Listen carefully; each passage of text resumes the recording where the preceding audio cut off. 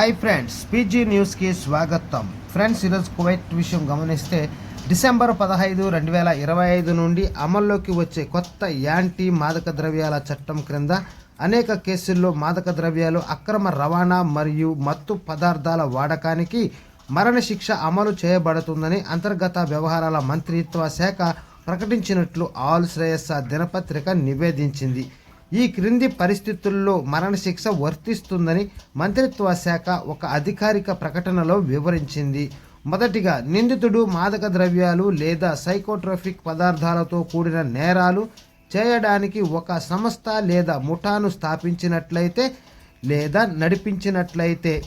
అలాగే రెండవది, నిందితుడు మరొక వ్యక్తిని మాదక ద్రవ్యాలు లేదా సైకోట్రోపిక్ పదార్థాలను ఉపయోగించమని బలవంతం చేస్తే లేదా వారికి తెలియకుండానే వాటిని వారి శరీరంలోకి ప్రవేశపెట్టినట్లయితే అలాగే ఫలితంగా మరణం సంభవించవచ్చు.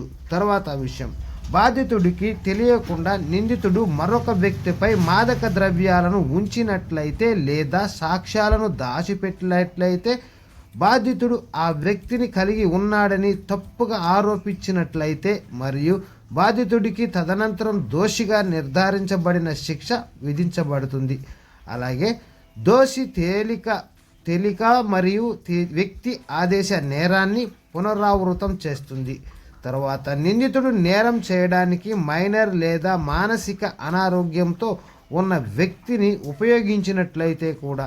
తర్వాత, నేరం జైళ్ళు, పోలీస్ స్టేషన్లు, పునరావాస లేదా వ్యవసాయ చికిత్స కేంద్రాలు, ప్రార్థనా స్థలాలు, విద్యా సంస్థలు లేదా స్పోర్ట్స్ క్లబ్బులలో జరిగితే.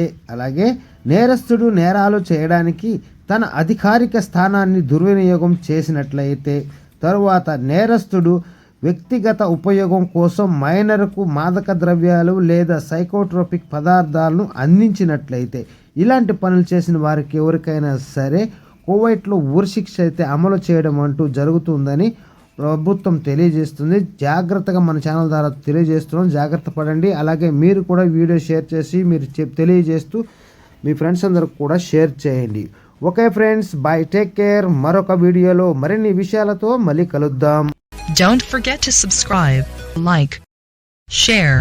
Thanks for watching.